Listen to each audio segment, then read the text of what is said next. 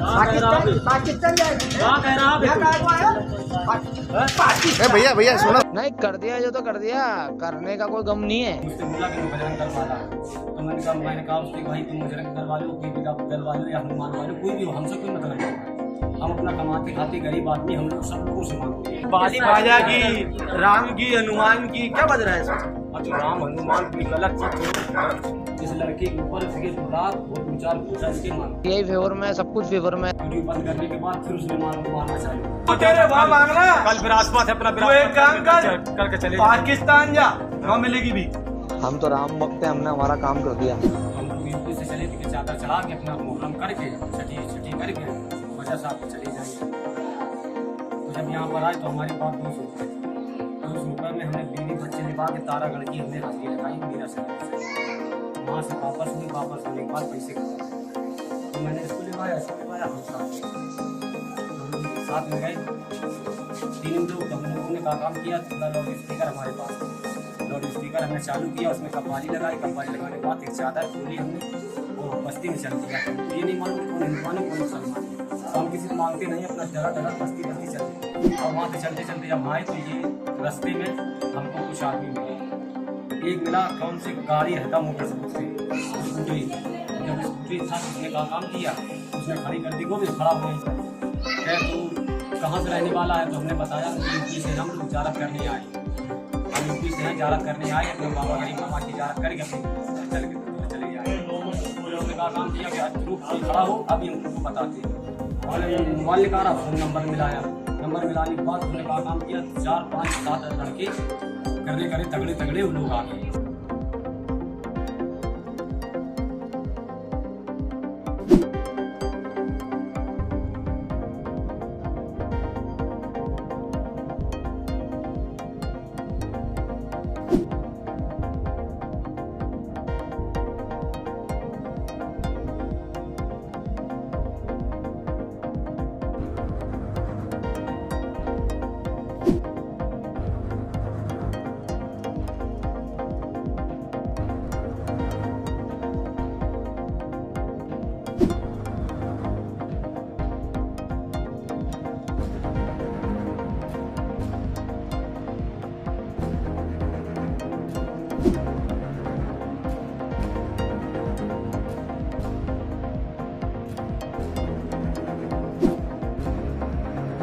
संगठन सपोर्ट में है पूरा।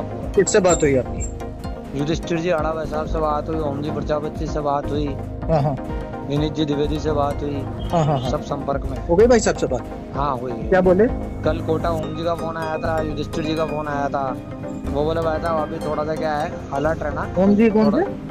कोटा वाले ओम जी प्रजापति, हाँ ठीक है ना, जो अपने प्रांत उपाध्यक्ष से तोड़ के, हाँ, तो बजरंग दल के। तो उन्होंने कहा ललित जी क्या है कि ये कुछ भी कर सकते हैं, धोखे से कुछ भी कर सकते हैं, थोड़ा दिन मामला गर्म है ना अभी, तो थोड़ा दिन अभी साइलेंट रहो, थोड़ा दिन इधर उधर हो जाओ, उसके बाद 8-10 दिन 15 दिन में माहौल थोड़ा नॉर्मल हो गए, फिर कोई अगर धमकी वमकी आती है तो फोन वोन आता है तो उस नंबर के ब्याज पे आप एप्लीकेशन देता है। अखबारबाजी होती है तो लोगों को पता लगता है ना, न्यूज में आया तो दोनों ही काम नहीं हुए।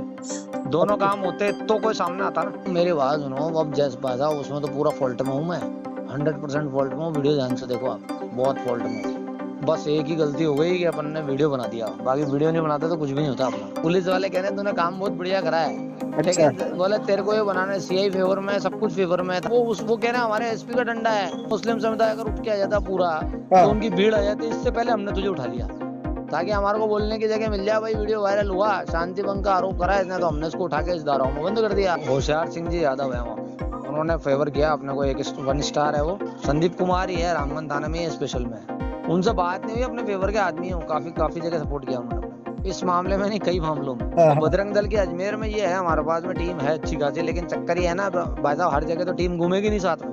टीम है अपने पास, ऐसी कोई दिक्कत नहीं है, 300, 400, 500 लड़कों की टीम है, बढ़िया मजबूत लड़के हैं। लेकिन चक्कर यही है कि जब तक कुछ होगा नहीं, जब तक ऐसे 400 को साथ लेके थोड़ी घूमूंगा मैं। अभी मैं वैसा पाली आया था सिस्टर से राखी, कुछ दिन आउट ही रहूं मैं। वो भी ये कह रहे हैं, ओम जी ये कह रहे हैं, बोले कि थोड़ा सा तुम ये बात को समझो, इसको डर नहीं कहते हैं, इसको अपना दिमाग कहते हैं। ओम जी, इसको बोले कि अच्छा, बड़े कोटा। ओम जी प्रजापत कोटा से वो कह रहे हैं, बोले ललित जी जब कोई ऐसा वातावरण हो जाता है ना तो बड़े बड़े अंडरवर्ल्ड के डॉन भी अंडरग्राउंड हो जाते हैं, तो तुम तो क्या चीज हो। बोले सबसे बड़ी बात ये है, इसको समझदारी कहते हैं, इसको कोई भागना नहीं कहते हैं और इसको कोई वो डरना नहीं कहते हैं। तुम इस गलत में मत रहो, थोड़े दिन मामला शांत होने दो, 10-15 दिन के लिए आउट रहो। अच्छा, नहीं है आपके संगठन का? हमारे संगठन से नहीं है वो, सिंधु परिषद से कहीं जुड़ा हुआ नहीं है। जी जी। पहले 3 साल पहले कुछ एक्टिविटीज में शामिल हुआ था वो।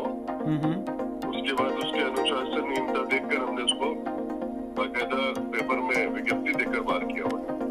पेपर में विज्ञप्ति देकर, वो आप मुझे भेज सकते हैं प्लीज? अब वो विज्ञप्ति नहीं मिल रही हमको, कल से ढूंढ रहे मीडिया मांग भी रही है, वो मिल नहीं रही। वो किसी एक पेपर में प्रकाशित हुआ था, दैनिक नवशक्ति में शायद। सामने बात हुई थी फोन पे। हाँ, क्या बताया था? कि भाई उन्होंने फोन किया तो हम भी अजमेर एसपी को फोन कर देंगे। अच्छा, क्या होगा तो उनके फोन से? मतलब सपोर्ट दिखा रहे थे ओम जी, ये कहना चाह रहे हैं?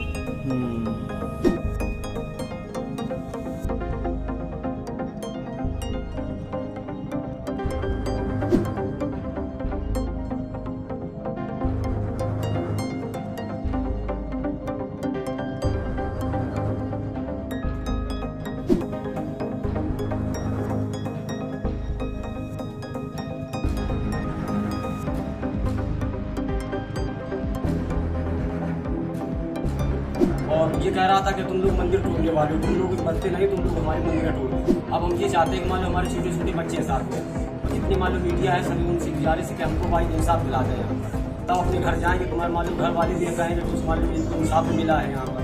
हमने सोशल मीडिया पे इस मुद्दे को उठाया, हमने सीएम अशोक गहलोत साहब से गुहार लगाई, हमने एडमिनिस्ट्रेशन से गुहार लगाई, उसके बाद जाके इस पूरे मामले पर कार्रवाई हुई।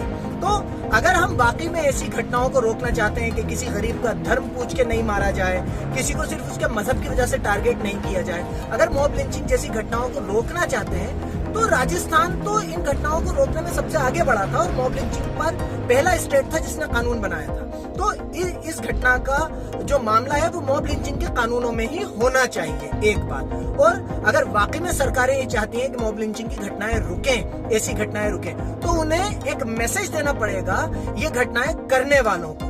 जैसा कि हमें पता चला है कि ये लड़का जो है वो हिंदूवादी संगठनों से जुड़ा हुआ है, तो हमें उन लड़कों को भी समझाना पड़ेगा कि ये संगठन आपको भड़का के ऐसे काम करने के लिए तो उकसाते हैं, लेकिन जब आपके ऊपर कोई मुसीबत आती है तो ये भाग खड़े होते हैं या आपका साथ नहीं देते। दूसरी बात, इसके लिए जिम्मेदारी हम आम नागरिकों को भी उठानी पड़ेगी। अगर मैं किसी मुस्लिम मोहल्ले में किसी हिंदू पे इसलिए अत्याचार होता हुआ देखूं कि वो हिंदू है, तो सबसे पहला फर्ज मेरा बनता है कि मैं उस अत्याचार को रोकूं। ऐसे ही आजकल ये जो घटनाएं मुसलमानों के साथ हो रही हैं, तो सबसे पहला फर्ज हमारे हिंदू भाइयों का है कि वो इसके खिलाफ खड़े हों, वो उन मारने वालों को रोकें, ताकि हम आपस में एक दूसरे के साथ मोहब्बत से रह सकें। राजस्थान में मुझे लगता है कि ये मिसाल बनेगा ये मामला, और दोबारा ऐसी घटना करने की किसी की हिम्मत नहीं होगी।